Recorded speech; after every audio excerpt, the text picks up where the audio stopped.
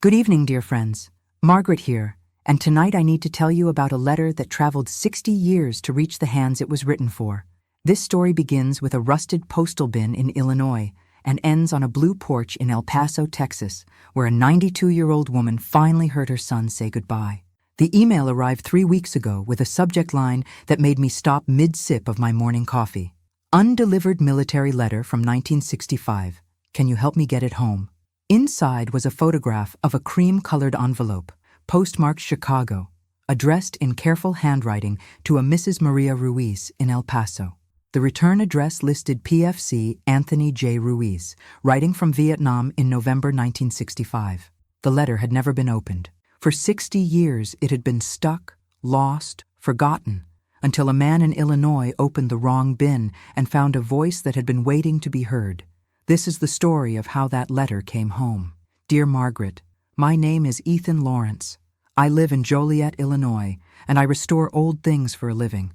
Typewriters, ham radios, mechanical calculators, and lately, postal sorting equipment. It's niche work, but there's something satisfying about taking machinery that the world has abandoned and making it sing again. Last month, I bought a lot from a decommissioned United States Postal Service annex in Cicero. The building had closed in 2018, and the contents had been sitting in a warehouse ever since. Canvas mailbags, wire sorting racks, rubber stamps with decades of ink caked into their grooves, and one dented steel bin marked, "Cull, do not root." The bin was wedged shut with rust and what looked like 60 years of institutional neglect. I brought it back to my workshop, spent an afternoon with penetrating oil and a pry bar, and finally got it open.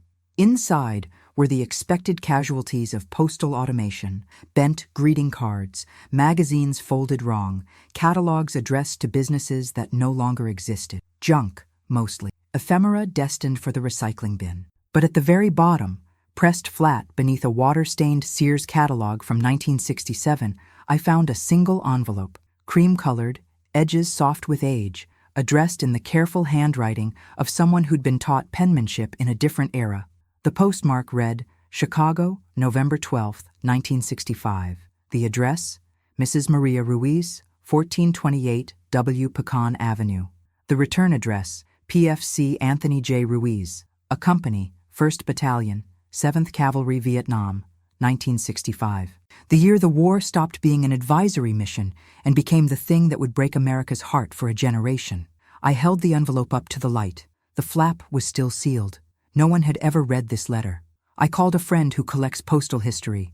He told me that in the mid-1960s, APO mail, military mail routed through Army post offices, sometimes got misdirected in civilian sorting facilities. If a piece of mail got jammed in equipment and wasn't logged properly, it could disappear between shifts, between buildings, between decades.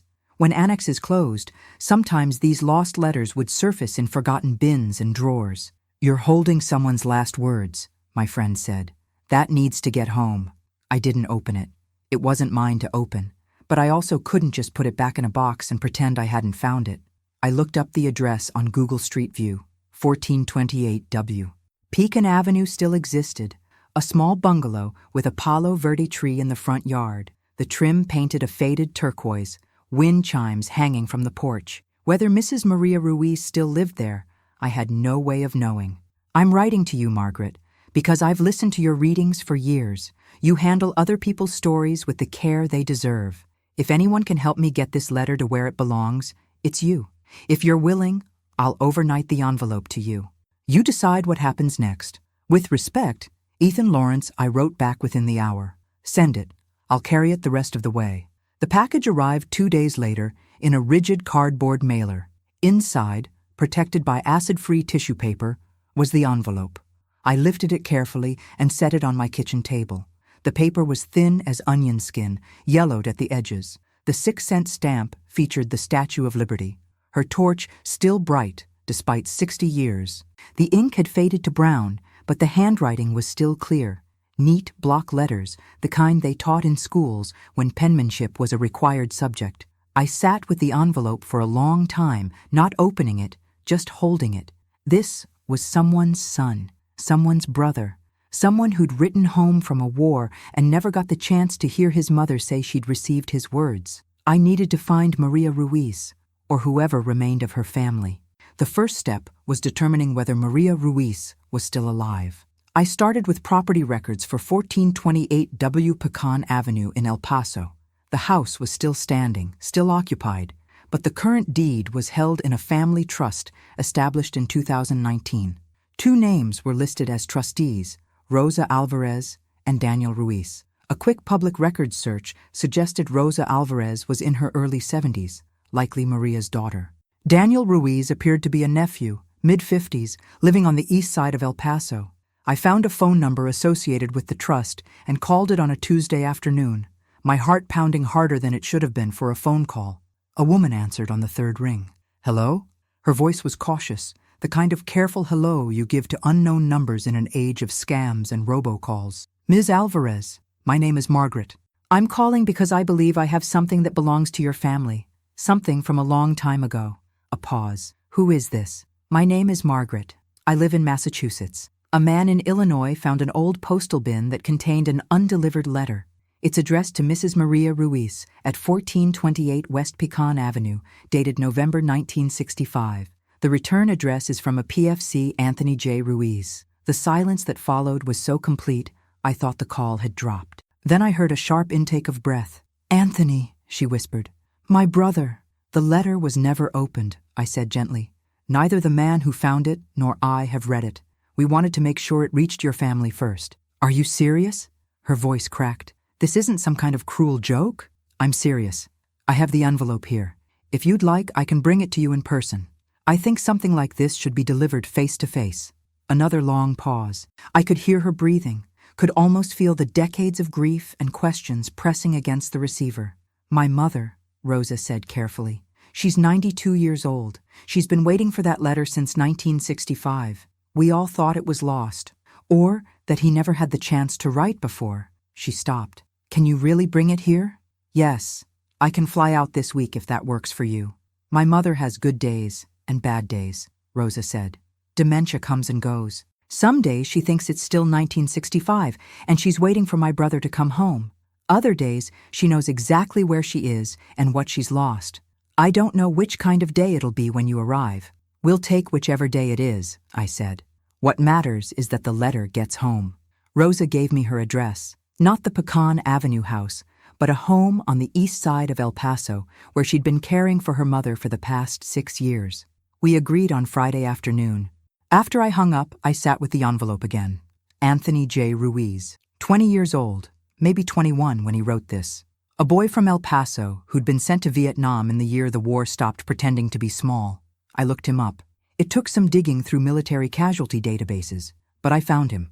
Private First Class Anthony Joseph Ruiz, born March 14, 1945, in El Paso, Texas, killed in action on January 18, 1966, in Binh Dinh Province, South Vietnam. He'd been with A Company, 1st Battalion, 7th Cavalry, the same unit that would fight at Ia Drang Valley just weeks before his death. Anthony had written this letter in early November 1965. 2.5 months later, he was dead. The letter never reached his mother. She'd spent 60 years not knowing her son had tried to say goodbye. I booked a flight to El Paso for Friday morning. El Paso in late March is all light and stone and sky. The Franklin Mountains rise stark and beautiful against the pale blue, and the air carries the scent of creosote after rain. I drove from the airport through neighborhoods that looked like they'd been built in layers, mid-century bungalows next to adobe-style homes, next to modern prefabs, the city accumulating itself decade by decade. Rosa Alvarez's home was a modest, single-story house near Album Park, the yard carefully maintained, a ramp leading up to the front door. I parked and sat in the rental car for a moment, the envelope in a protective plastic sleeve on the passenger seat. This was it. 60 years of waiting, about to end. Before I could reach the porch, the front door opened. Rosa stood there, a woman in her early 70s with silver hair pulled back in a braid, wearing jeans and a soft blue cardigan. Behind her, a man in his 50s with kind eyes and the careful posture of someone used to helping people. "Margaret?" Rosa asked. "Yes, you must be Rosa. Thank you for letting me come." She stepped aside to let me in. "This is my cousin Daniel. He's Maria's nephew, my brother Anthony's cousin. When I told him about the letter, He wanted to be here. Daniel shook my hand.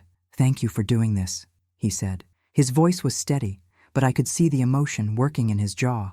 "My grandmother, Aunt Maria. She's been waiting a long time." "Where is she?" I asked. "In the living room," Rosa said. "She's having a good day. She knows who I am. She knows what year it is. When I told her you were coming with something from Anthony, she got very quiet. Then she said, 'I knew he wrote me. I always knew.'" The living room was warm and filled with light from a large window. Maria Ruiz sat in a wheelchair near that window, a green cardigan draped over her shoulders, her hands folded in her lap. Her face was lined with 92 years of living, but her eyes were clear and sharp. When she looked at me, I felt seen in a way that made me understand why sons write letters home. "Mrs. Ruiz," I said, approaching slowly, "my name is Margaret. I've brought something for you." She looked at the plastic sleeve in my hands, and I watched her face transform, not with surprise, with recognition, as if she'd been expecting this moment for 6 decades, and now it was finally, impossibly here. "From my Tony?" she asked. Her voice was soft but steady. "Yes, ma'am, from your son. Written in November 1965. It was never delivered. A man in Illinois found it last month in an old postal bin. It's never been opened. We waited to bring it to you." I sat down on the sofa and placed the plastic sleeve on the coffee table between us. Rosa sat beside her mother, one hand resting on Maria's shoulder. Daniel stood behind them, his hand on the back of Maria's wheelchair. "Would you like to open it yourself?" I asked. "Or would you like me to read it to you?" Maria looked at the envelope for a long moment. "My hands shake too much," she said. "And my eyes, they're not so good anymore. Will you read it to me? Out loud so we all can hear?" "Of course." Rosa carefully slid the envelope from the plastic sleeve. The paper made a soft whisper as she lifted the flap. 60 years of adhesive giving up without a fight, as if it had been waiting for exactly this moment. Inside was a single sheet of thin military stationery, blue-lined, the ink faded to brown but still legible. I unfolded it carefully and began to read. November 5th, 1965. "Dear Ma, first thing, I'm okay. Tell Rosa she's second on my list and to quit rolling her eyes at the mailbox. I know she checks it every day too. I can smell your kitchen when I open your letters. They're better than anything the mess hall serves, I promise you that. We moved again this week. I can't say where exactly, they're strict about that, but picture the Rio Grande after a heavy monsoon, then add more green than you've ever seen. Everything's green here, the jungle, the rice paddies, even the sky when it rains, which is most of the time. It rains sideways, Ma. I didn't know rain could do that. I keep thinking about summer evenings back home. You hosing down the dust in the backyard. Me and Rosa sitting on the steps waiting for it to cool down enough to breathe. Funny what you miss, right? I miss the dust. Don't worry about me. Our lieutenant's smart. Keep saying, keep your head down, do your job, bring your buddy home. He reminds me of Mr. Barrios from Jefferson High, the way he'd look at us like we were better than we thought we were. I like him. Most of the guys do. The chaplain came by Sunday with a guitar, asked if anyone knew songs from home. You know me. I never sing in front of people. But when the other guys started Paloma Blanca, I couldn't help it. For 3 minutes, I was back on Alameda Street with the smell of roasted corn and the sound of people laughing. Isn't it crazy how a song can open a door like that? I think about Dad a lot, especially in the early mornings before the sun comes up, when it's quiet and you can hear yourself think. I'm trying to be the kind of man he was, the kind who fixes the ladder before anyone falls. Tell him I'm doing right by his name. I hope he'd be proud. I'm sending part of my pay this month. Before summer hits, buy yourself a good fan, okay? That swamp cooler's dying, and you always pretend you're not hot when I can see the sweat on your neck. Don't argue with me in your head. I know you're doing it right now. You don't need the newspapers to tell you what's going on over here. Some of what they print is true. A lot of it isn't. What's real is the guys next to me when it gets dark. Boys from places I've never heard of, Pennsylvania and Oregon and Alabama, who became brothers faster than I knew was possible. We share everything. Yesterday, we passed around a jar of peanut butter like it was communion. That's what it feels like sometimes. Church in the mud. There's a quiet that comes after. You don't need to know after what. Just know that I don't like that quiet. It makes me think too much, so I pray the way you taught me. Our Father and Hail Mary, and sometimes I just say your name over and over until the quiet goes away. If I don't write for a while, it's because we're busy, not because I forgot you. I could never forget you. I carry your picture in my left pocket, the one from Scenic Drive where the sun made you squint and you pretended you weren't crying when you were. Okay, this is the part I can't say out loud, so I'm writing it fast before I lose my nerve. If something happens and I don't make it home, I need you to know some things. First, I'm not afraid. Not the way people think. I'm only afraid I didn't do right by you and Rosa. That I didn't say thank you enough for the tortillas you'd pack in my lunch, or the way you'd wait up when I stayed out too late. That I didn't tell you enough that you were the best mother a guy could ask for. Second, paint the house whatever color you want. I know I always said I hated that yellow, but if you want yellow, paint it yellow, or blue, or pink. I don't care. It's your house. Make it yours. Third, tell Rosa to go back to her classes. She dropped them to work more shifts after Dad died. But it's not too late. Tell her I said so. Tell her she's smarter than me and she's wasting it if she doesn't go back. She'll argue, but she'll listen to you. Fourth, don't be mad at God for long. I know you will be at first, but don't carry it. He gave me 20 years, and most of them were good. He gave me you. That's more than a lot of guys get. But Ma, I'm coming home. I feel it in my bones. The same way you know it's going to rain before the sky changes. I'm going to walk up Pecan Avenue and knock on that door, and you're going to make me eat 3 plates of enchiladas, even though I'm full after one. I can see it so clearly it feels like it already happened, so keep the porch light on. Keep the front chair empty just in case. And when you hear steps that sound like mine, don't check through the window first. Just open the door. I love you more than I know how to say. Kiss your own hand and tell yourself it's from me, your son, Tony.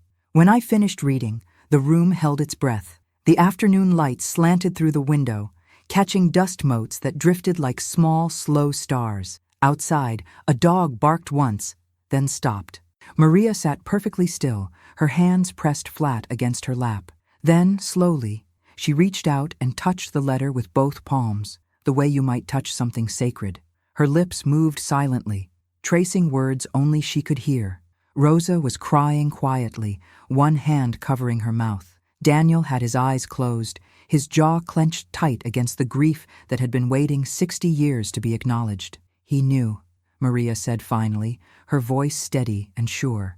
He knew he might not come home, and he tried to tell me. He tried to say goodbye. She looked up at me, her eyes bright with tears, but not broken. For 60 years, I told people my boy wrote me a letter, that he wouldn't leave without saying goodbye. They nodded and brought casseroles and said kind things, but I could see they didn't believe me. They thought I was making it up to feel better. She touched the letter again. But I was right. He wrote me. He said goodbye. He told me to paint the house blue and tell Rosa to go back to school and not be mad at God. She smiled, and it transformed her face. I painted it blue. He would have hated it. And now I can tell him so. We sat in that living room for hours, drinking coffee that Rosa made with cinnamon and orange peel, the way her mother had always made it. And slowly, carefully, the family told me the story the letter had been missing from. Anthony Joseph Ruiz had been the oldest of 2 children, born in 1945 to Maria and Carlos Ruiz in a small house on Pecan Avenue in El Paso. Carlos had worked at a meatpacking plant on the border. Maria had cleaned houses and taken in sewing. They'd been saving to buy the house outright when Carlos died suddenly of a heart attack in 1963.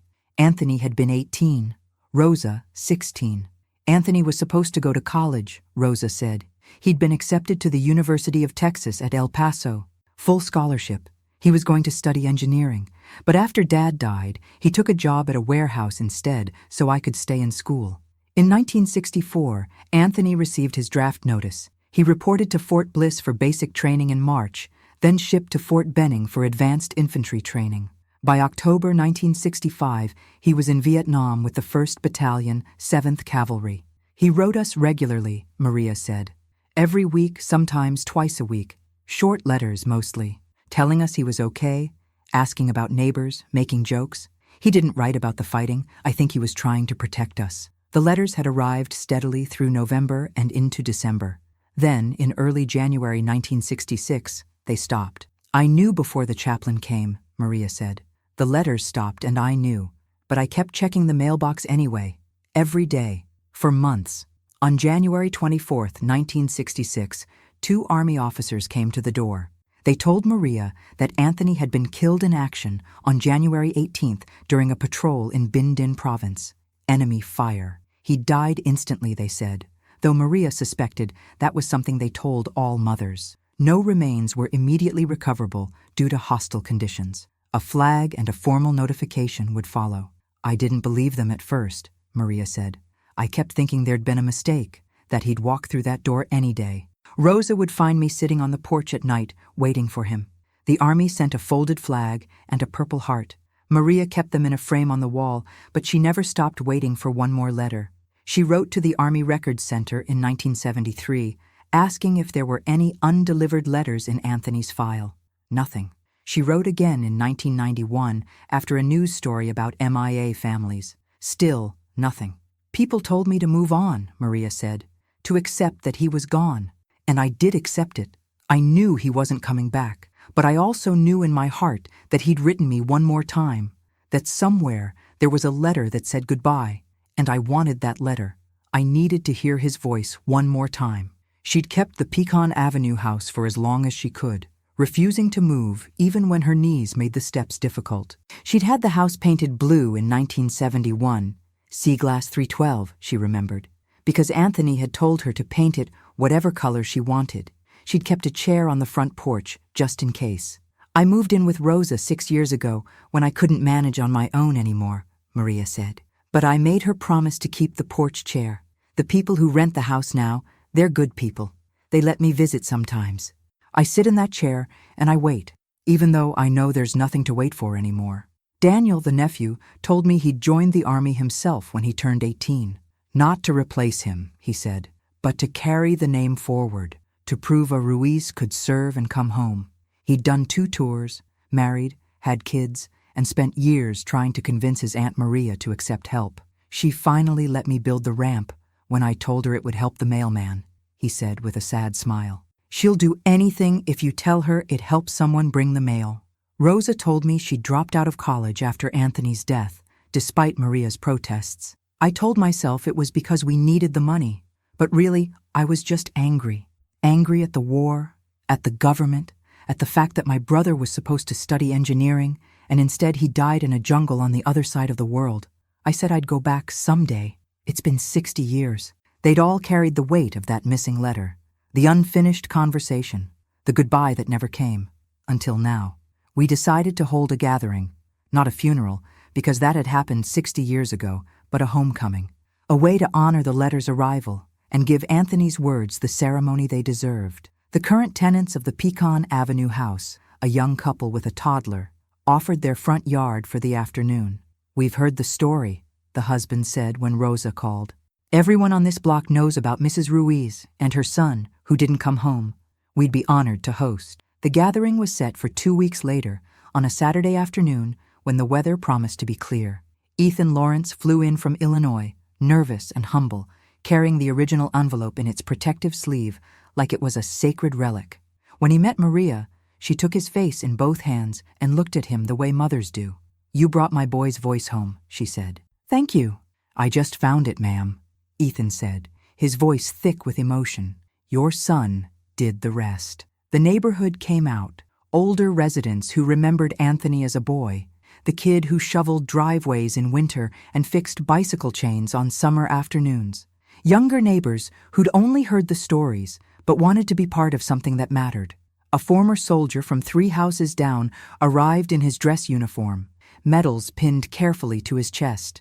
We set up a table on the porch with the framed letter, a copy, protected behind UV-safe glass, and the original in its archival sleeve beside it. Rosa had printed a photo of Anthony in his dress greens, young and serious and alive, and placed it in a small standing frame. Daniel brought an American flag, carefully folded, and set it on the table. "We never got to do this right," he explained. "The Army did their ceremony in 66, but it didn't feel like ours. This is ours." I read the letter aloud on that porch, the words rising into the El Paso afternoon. When I reached the part about painting the house blue, people smiled.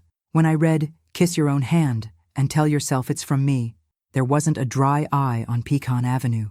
After the reading, An older woman approached Maria with a small box. "My father was your neighbor, Mr. Ortiz. He passed in 2008, but he kept this in a drawer for years, said someday someone would need it." And inside the box was a paint chip, Seaglass 312, and a note in faded ink. "Maria's choice, 1971. She was right. The house looks good in blue." Maria held the paint chip up to the frame, matching it to a memory, and laughed through her tears. "See? I told him. I painted it blue." The former soldier, whose name tag read Delgado, stood at attention and saluted the photo of Anthony. Then he spoke quietly to Maria. "I wasn't in his unit, ma'am, but I was in country the same time. I walked the same mud, breathed the same air. Your boy's letter, what he wrote about church in the mud and the quiet after, that's the truest thing I've ever heard about that war. Thank you for letting me hear his voice. It's an honor." We shared pan dulce and coffee, and people told stories, some about Anthony, some about other sons and brothers who'd written letters home, and some who hadn't. The afternoon stretched long and gentle, the way afternoons do when people gather to remember someone worth remembering. At the end, Rosa placed a small potted geranium on the porch railing. Anthony always said geraniums were the only flower that looked good in Texas heat. This one's for him. When the last guest left and the sun began to drop behind the Franklin Mountains, Maria asked to sit in the old porch chair one more time. Daniel wheeled her over, and she sat there with the letter in her lap, the original still in its protective sleeve. "I waited 60 years to hear him say goodbye," she said. "And now that I have, I don't want to say goodbye back. Isn't that funny?" "You don't have to say goodbye," Rosa said gently. "You can just say thank you." Maria pressed the letter to her chest. "Thank you, mijo," she whispered, "for trying so hard to reach me, for telling me to paint the house blue, for loving me enough to say goodbye even though it hurt. I'm not mad at God anymore, and I'm keeping the porch light on, just in case." 3 weeks after the gathering, I received a letter from Rosa, written by hand, the old-fashioned way, because some things deserve ink and postage. "Dear Margaret, Mama asked me to write for her. She wants you to know she sleeps with Tony's letter under her pillow now. She says it warms her left cheek and helps her dream about the good times. I have something to tell you." 2 days after the gathering, I called El Paso Community College. I enrolled in 2 classes for the fall semester, American History and Composition. I'm 73 years old, and I'm finally going back to school. Better late than never, right?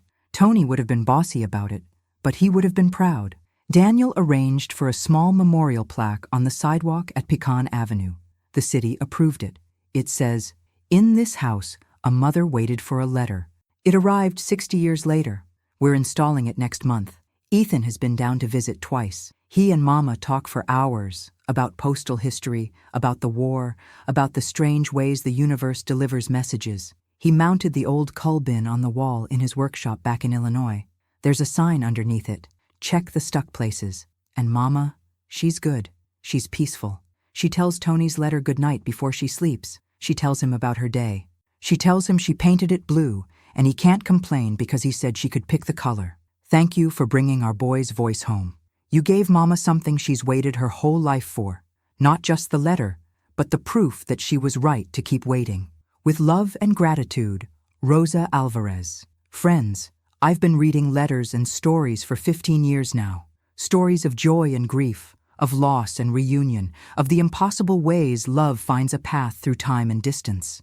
But Anthony Ruiz's letter, that one stays with me differently, because it reminds me that words matter, that the act of writing, "I love you," or "Don't be mad at God," or "Paint the house blue," can outlive us, that a letter stuck in a machine for 60 years can still arrive exactly when it's needed most. If there's someone you've been meaning to write to, a parent, a child, a friend, a stranger who changed your life, don't wait. Write the letter, say the words, because you never know how far those words will travel, or who will need to hear them decades from now. To Maria, Rosa, Daniel, and Ethan, thank you for letting me be part of this story. Thank you for showing me that paper can be stubborn, that mothers can outlast grief, and that love always finds a way home. And to Private First Class Anthony Joseph Ruiz, United States Army, welcome home, soldier. Your words made it. Your mother heard you. And we'll make sure your voice keeps traveling as long as there are people willing to listen. Good night, dear friends. Until next time, check the stuck places, You never know what's waiting to be found.